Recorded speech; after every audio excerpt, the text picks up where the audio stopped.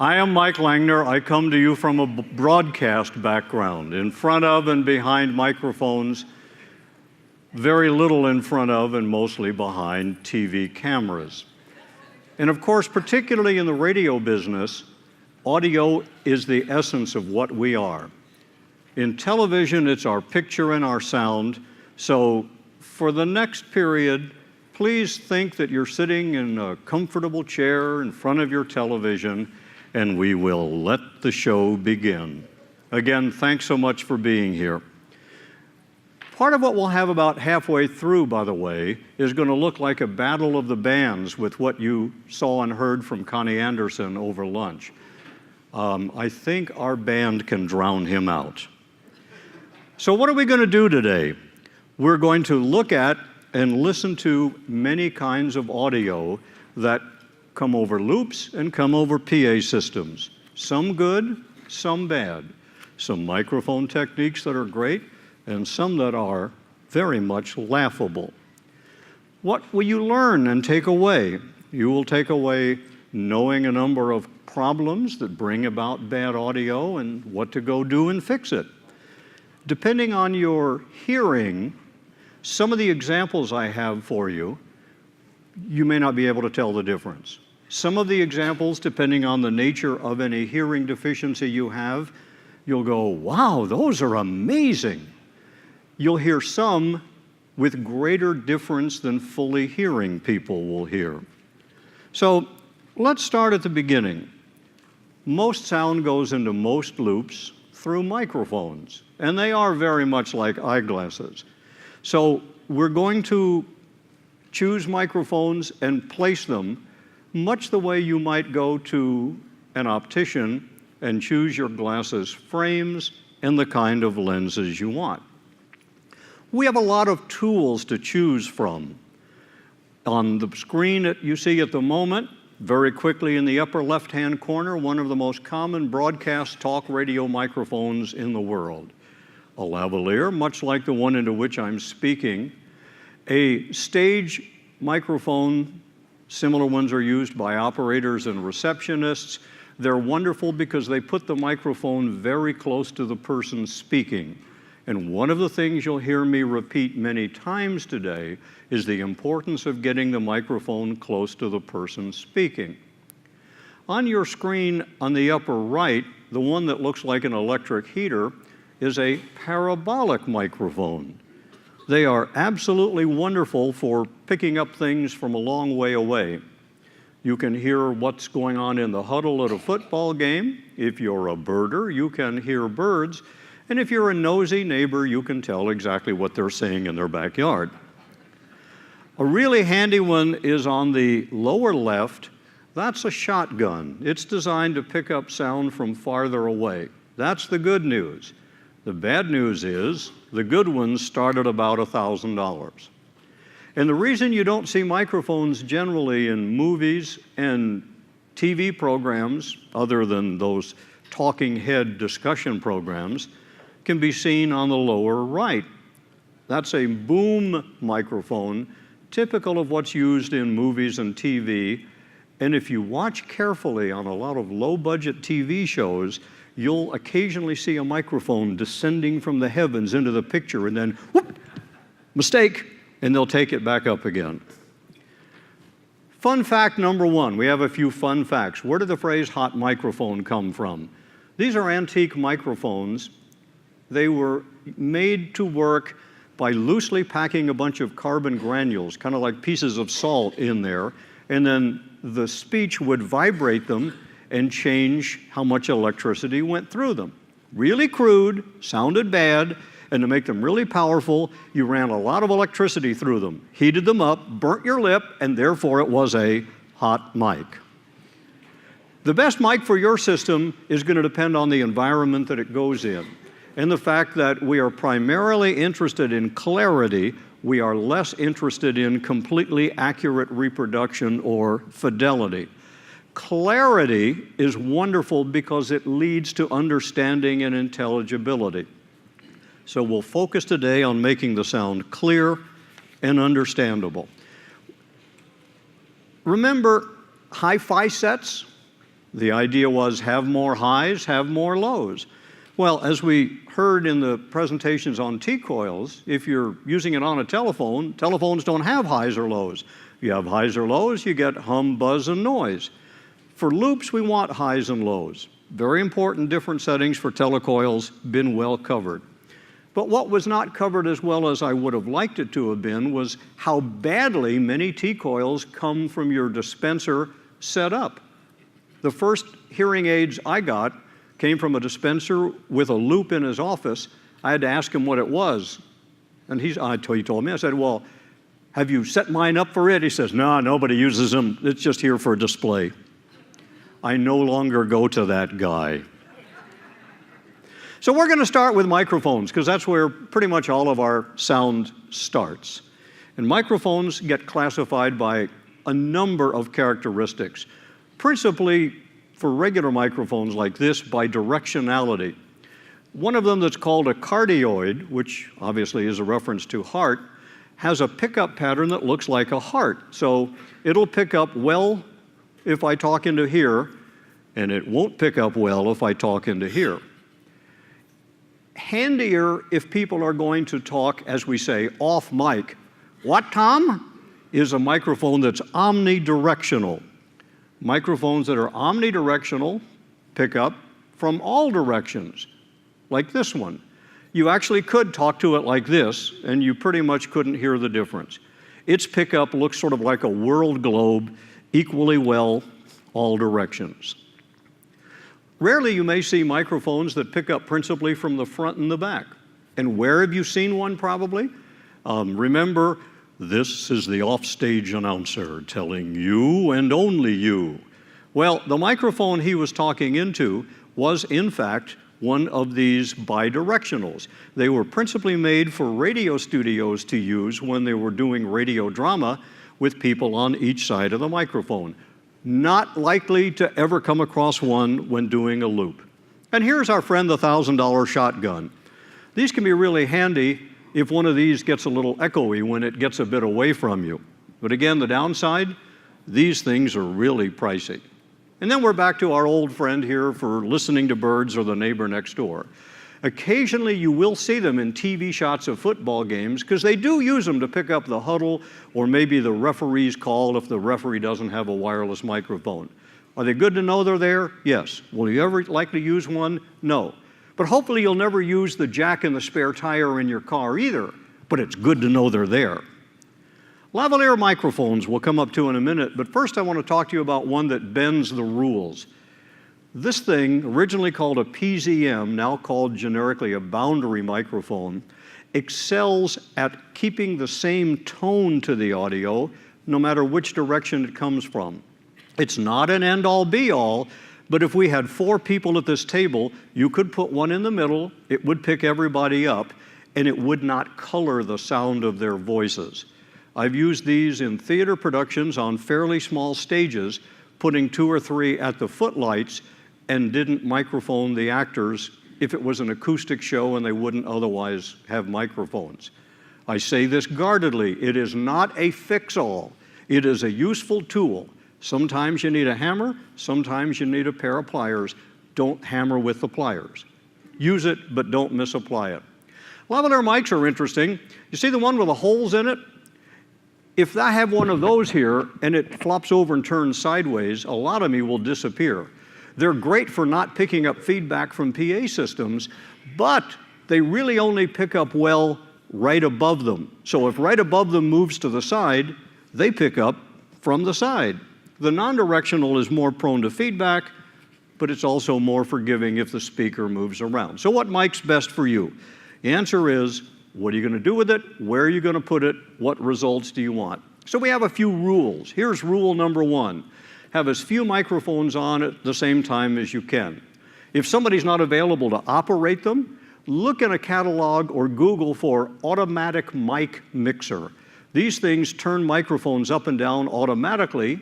If you have a microphone here and nobody's speaking, it senses that and turns it down. Somebody comes and talks in it, turns it up. They're absolutely wonderful. Rule number 2 can get you in trouble. You can fight over this one. If your architect or designer or somebody in the church or whatever you want to put a loop in says, no, you can't do this, we don't want to see any microphones, fight them to the mat. Because if you have to put the microphones a long way away from the person speaking, you're going to get echoey sound. Rule number 3, get close to the microphone, but don't chew it. I had a really good friend of mine years ago who couldn't keep from doing this. Yeah, I talk in a mic like this. I think he thought he was a rock star. One day I went over to his microphone and I said, Howard, look at this. Special sauce, lettuce, cheese, mustard, pickle on a sesame seed bun. Microphones do not like hamburgers. Very important. Difficult audio environments can be a real problem. And again, almost always you'll benefit from getting the person speaking closer to the microphone. Good mic technique is required to get good sound. Here are ways I've seen people use microphones. Here's the chew it idea, or maybe, I don't want to spit in this. By the way, don't blow in microphones. Talk to them. And if you're going to sneeze, for heaven's sake, move it out of the way. I actually had a woman addressing a group hold a microphone down by her belly button one day, and I wanted to say, look, I don't know if you're pregnant or not, but if you are, your baby can't speak. Get the microphone out of there. This, by the way, as you can see, actually would work because it's about the same to the microphone as talking across it. You could do this if you want to, but don't do this guy. They don't pick up here in the side. They pick up here in the top. So proper microphone use, speak across it, hold it about a fist or a hand worth away from the microphone. How much do you have to spend for microphones? This is the part where the microphone vendors get really, really mad at me, and I'll show you why. It's because a lot of cheap microphones sound remarkably good if you use them properly.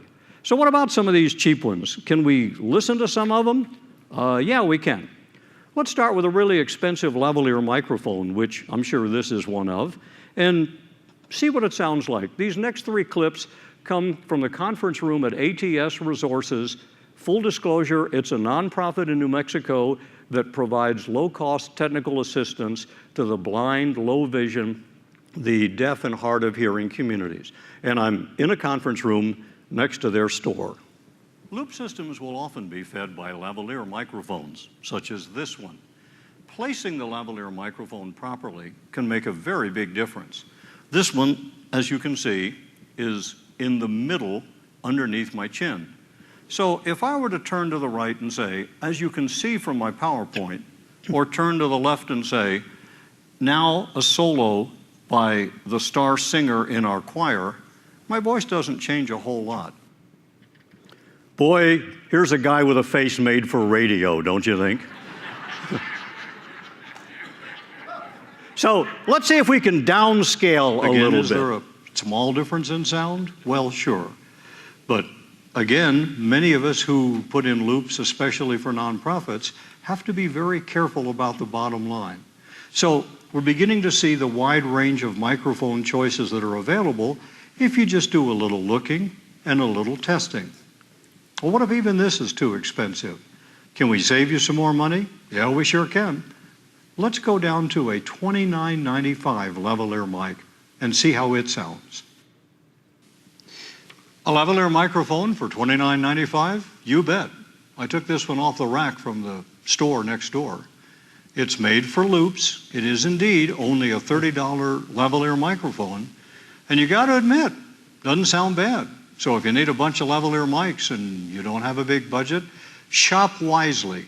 Don't be guided by price alone, because you can be amazed. You will be amazed, I guarantee you, at the wide variety of qualities and sounds of microphones across a very wide price level. A few friends of mine that saw me and saw these clips turned to me and said, okay, here on out, you'll be known as Cheap Mike. How about little microphones you hold in your hand? Oh, check this one out. Now we've gone from the sublime to the ridiculous. I'm talking into a little microphone on the table in front of me that's $4.99. Again, this is a Radio Shack item. Well, it's probably up to $7 now, inflation.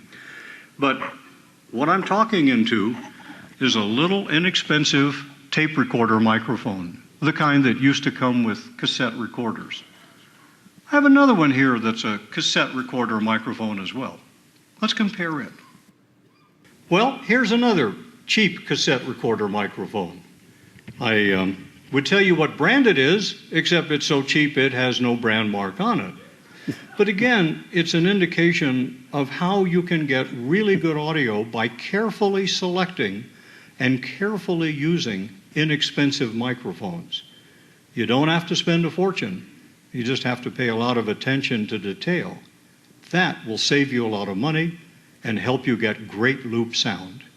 So we've seen that you don't have to spend a lot of money on microphone, but you do have to use them and choose them widely. If you put a microphone where you can't hear well, it won't hear well. And if you're going to do something like microphone, put in loop system for a church, you may think you hear well, the microphone won't always, because our ears process echoes differently than microphones do. So now let's sample a few recordings. This is the beginning of the Battle of the Bands with Connie Anderson at lunchtime.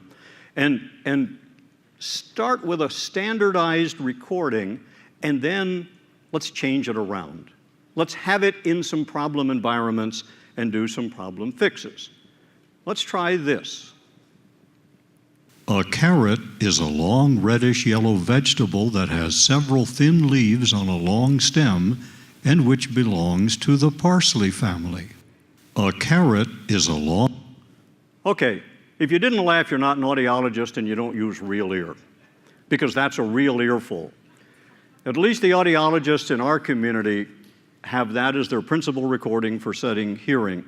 And that is, by the way, not real ears recording, because we don't want to break copyright. But to make sure we don't break copyright, here's going to be our benchmark. Hearing impairment in people usually describes individuals who have relative insensitivity to the sound in speech frequencies. Okay, that's going to get really annoying before the afternoon's over. Let's try first with multiple microphone setups. Let's listen to several microphones on at the same time. First of all, in a small room, perhaps a conference. Hearing impairment in people usually describes individuals who have relative insensitivity to the sound in speech frequencies. Well, that's great if you want your loop to sound like you're singing in the shower. But otherwise, turn off all those other microphones. One is enough. Or one of my favorites, when that's done in a large structure, echoey, like a hearing impairment in people usually describes individuals who have relative insensitivity to the sound in speech frequencies. Now, that's really awful. It sounds like you're in a cathedral. And if you just turn off all the other microphones, it'd be great. Again, the value of an automatic mic mixer. So in a reverberant environment, again, simple, drive it home, one microphone close to the person, that's it. So if you hear echoes, your mic is going to. One more example. Hearing impairment in people usually Whoa, well that was certainly enough of that. That one indicates to me that not only are too many microphones on, too many of them are close to loudspeakers. Because frequently when we're dealing with loops, we're also dealing with a PA system. Now, if you put your ear inches in that environment from clergy speaking, you'll hear clearly. But unless your microphone is within inches, no, not going to happen. Room acoustics are always absolutely your best friend. Sound treatment will also help fully hearing people. And here's an example. This is a picture inside the Vortex Theater in Albuquerque. I'm going to loop it. They just got a grant for $7,500 to loop it. They're not buying a loop system. They're buying curtains, because this thing sounds like one of those examples you just heard. By putting black curtains around the plasterboard and concrete walls, concrete ceiling and concrete floor, people with normal hearing are going to benefit hugely. And I'm going to donate the loop system to them, so they're going to win. So they'll get their loop system. But what they're really doing is serving two constituencies. Doesn't take a lot of wall treatment to make a huge difference. Highly recommended. Can be very attractive. Doesn't have to look like the old school acoustical tiling. In radio, we wouldn't build a studio. without careful sound conditioning. We even use separate walls with no pieces of wood in between them. And when it comes to the air conditioning to quiet it down, we don't even use metal ducts up in the ceiling. We want a quiet room. We do not want echoes. Sound conditioning the room is often the best answer. If you can't get a good pickup, change the problem. And if the problem is the room, change the room. Time for a fun fact.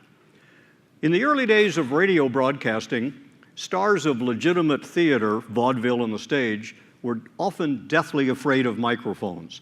So, what do we have here? We have a woman singing into a hidden microphone, which is in the lamp. And this was a lot more common than you might think in the early days of broadcasting.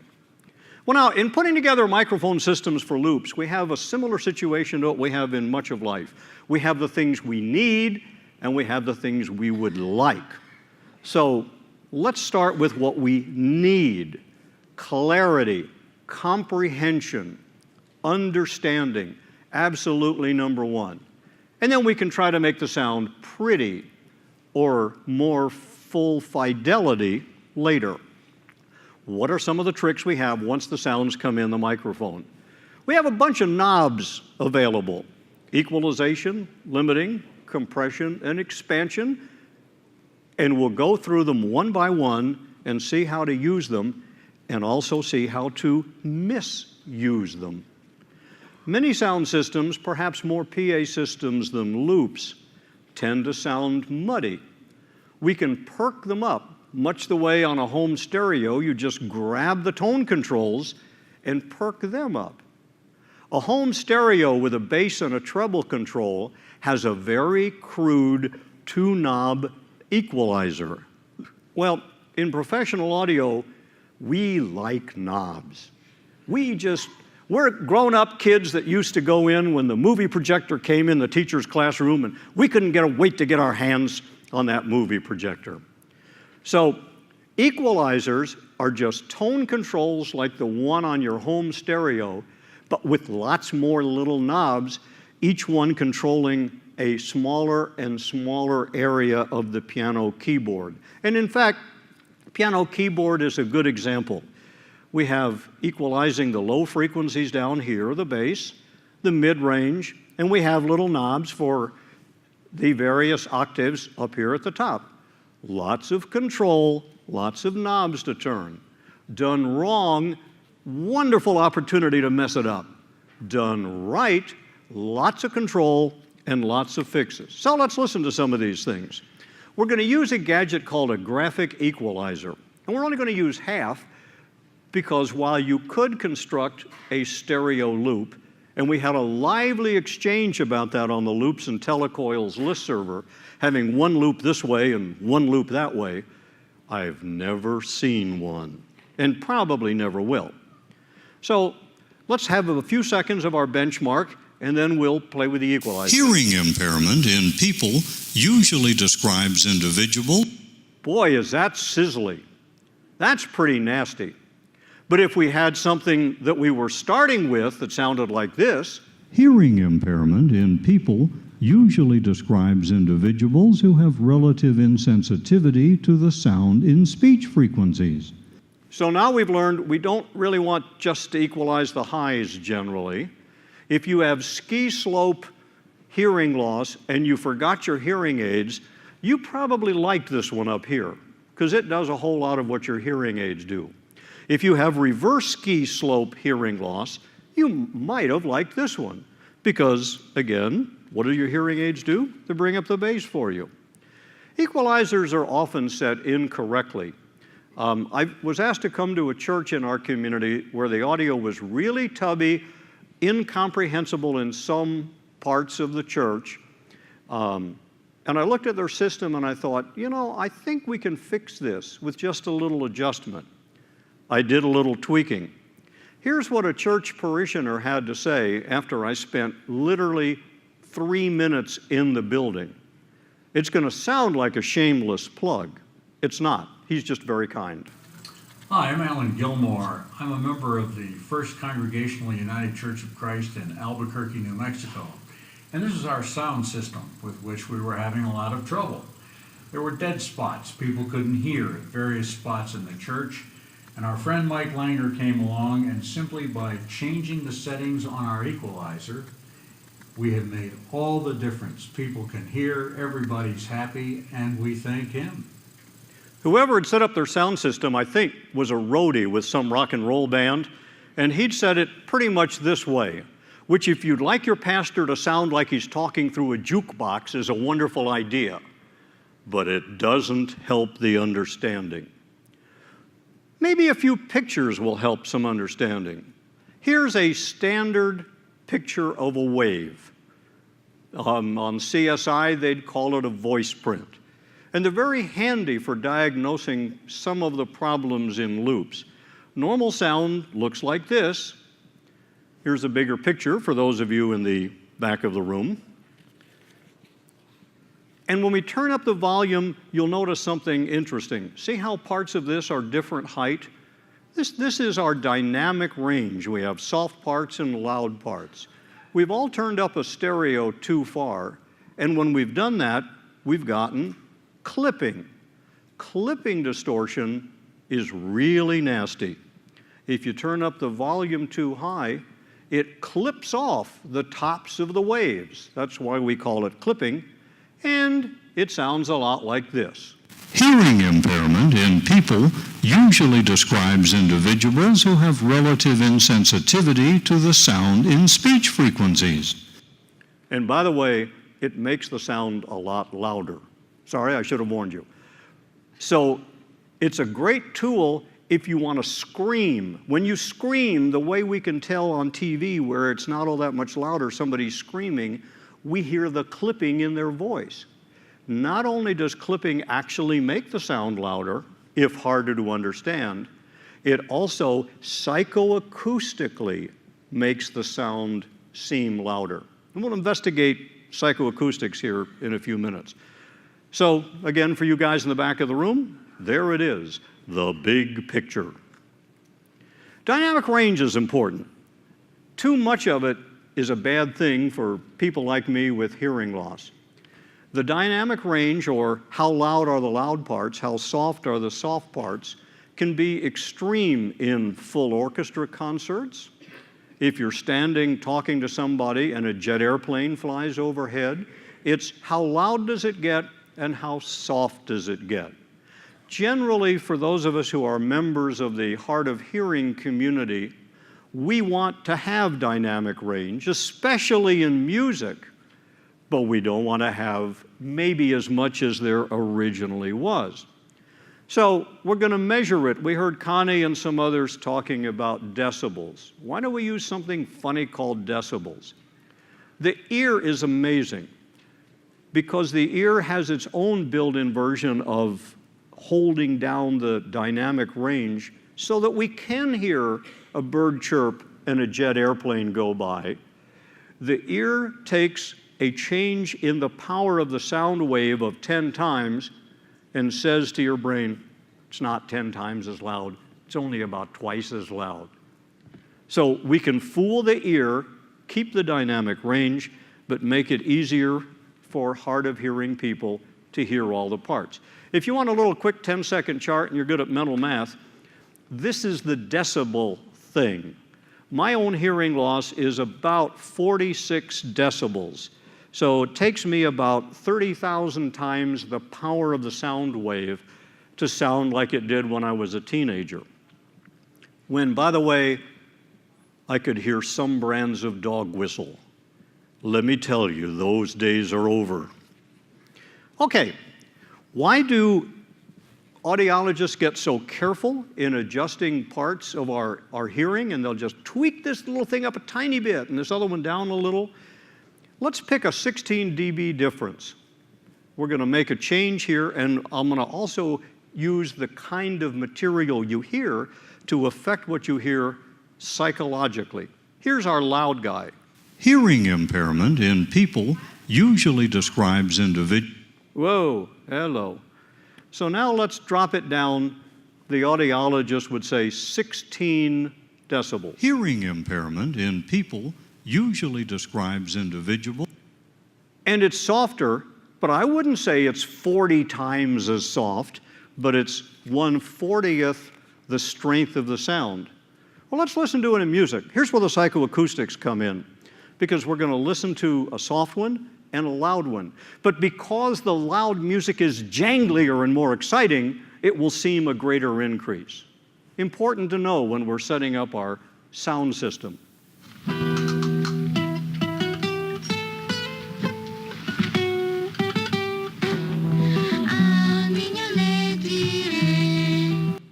Okay, here's the loud one. Pretty awful. If you weren't hard of hearing when you came in, you are now. Because of the pulsing, heavy kind of music it is, psychoacoustically the ear says, oh, that's a whole lot louder. And we will use psychoacoustics to make voices sound louder here shortly. So compression and limiting are done by a variety of boxes. You can do them within the computer.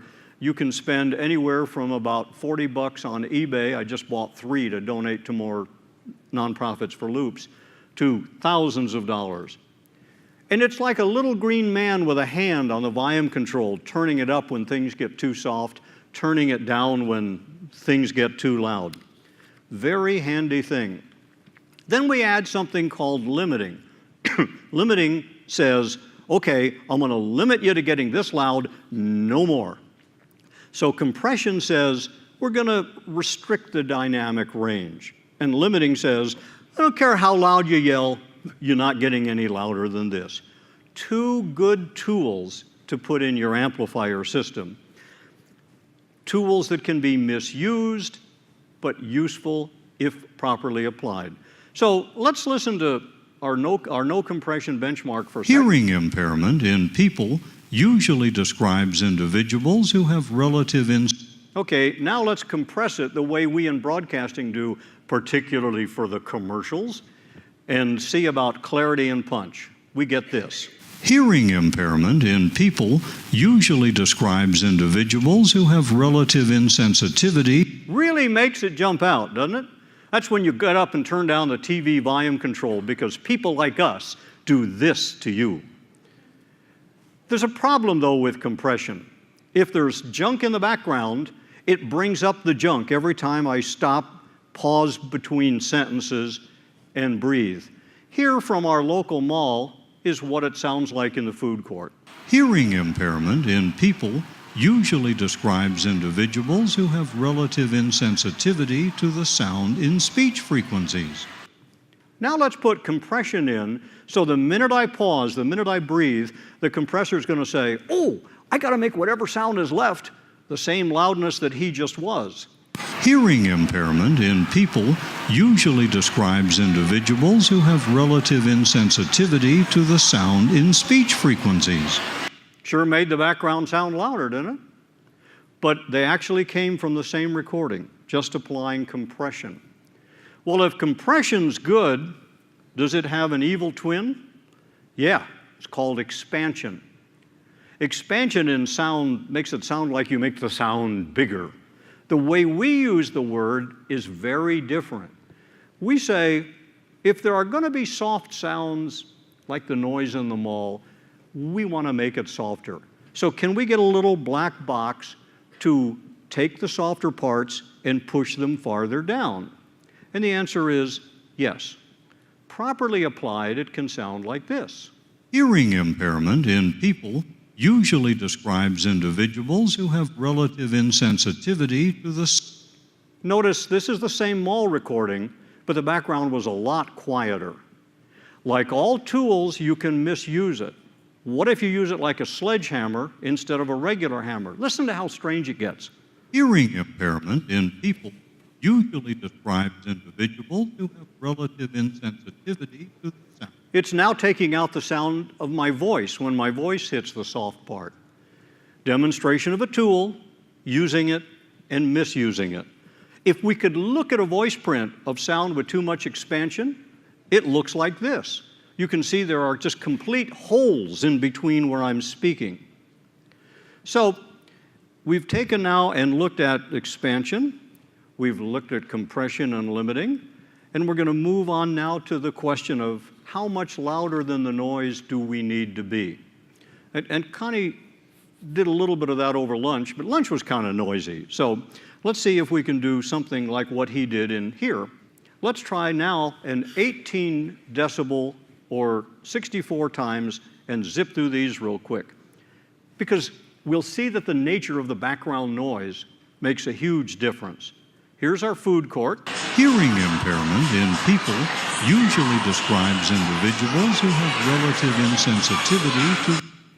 Let's try just regular white noise, like you might have on a CB radio with background. Hearing impairment in people usually describes... Or how about a restaurant? Restaurants are really annoying because everybody else is talking. They should shut up and let us talk, don't you think? Hearing impairment in people usually describes individuals who have relative insensitivity. Or background music, the bane of my existence. I don't want to hear it. I want it to go away, but here it is. Hearing impairment in people usually describes individuals who have relative insensitivity. Or somehow, I always get the motel room next to the ice machine and the elevator, or I get the seat in the restaurant next to the noisy air conditioner. And that's just not fun either. Hearing impairment in people usually describes individuals who have relative insensitivity. And for the last one, let's try the same amount of sound we want compared to the noise in the background in a car driving down the road 25 miles an hour. Hearing impairment in people usually describes individuals who have relative insensitivity. And of those, for my hearing, in the car was the easiest to understand. Not that any of them were good. And the reason I picked these and picked this amount of difference is when we get into situations where you're trying to put a loop in a place that has hum and buzz, you really do have to go through and get rid of the magnetic field interference noise, or you get something like this. Okay, let's try a couple of microphones at an airport. First, we're going to try a stick microphone, much like this one. Really good sound, I think. I'm standing at Albuquerque International Airport, a noisy lobby, the place where people like me with hearing impairment have trouble understanding what we're hearing. And I've chosen this spot to show you the importance of, if you're using a microphone in a loop system, speaking close to the microphone. Because it's so noisy here, if I had the microphone a few feet away, perhaps on a mic stand, And talk to it, you'd have great trouble hearing what I say. so if you're going to use a handheld microphone in any noisy environment, and certainly in an airport like this, making sure that the person speaking speaks across the microphone, is close to it, and enunciates clearly is important in order for you to get great audio. So let's try a lavalier microphone like this in the same environment. We'll do it with and without compression, and then we'll be done with this part. Here it is without compression. Now here's what audio from the lobby of the Albuquerque International Airport sounds like with a lavalier mic. So far, we're doing this short shoot with manual volume control. That means Jerry Goff, videographer extraordinaire, is in charge of the sound. So he's making the decisions how loud my voice is, and the automatic gain control is not trying to bring up the background sound here in the lobby. So now let's turn the compression on. It will let the sound get a little bit louder, and we're going to try to use the sweet spot right amount so it makes the voice even but won't bring up too background noise. Let's see if we succeed. And now we're back, and now we have the camera set so the audio is being controlled by the automatic gain control in the camera. If I pause, you're likely to hear more background noise than you did when the automatic control was off. So once again, compression's a great tool for making sound even, but it's also sometimes a problem in noisy environments. When noisy environments, are you looking for the plane to Afghanistan? I got it. That is Jerry Goff, our videographer. Jerry, thanks so very much. And this has been a quick example of what compression does to a live pickup sound in a noisy environment like the Albuquerque International Airport. And properly used, it didn't sound really bad at all. So what have we learned? Let's quickly review. Got to select the right microphone in order to get good sound. Follow the microphone rule of threes, get it close to the person, turn off all those other microphones, and don't let somebody go, and as you can see over here, and point the microphone at a loudspeaker. We pretty much know that if we're mic savvy, but you'd be amazed how many people don't.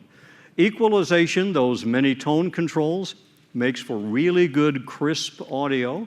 A little bit of expansion reduces background noise. Yes, you can use expansion and equalization and compression all at the same time, make the sound as noise-free and as consistent as possible.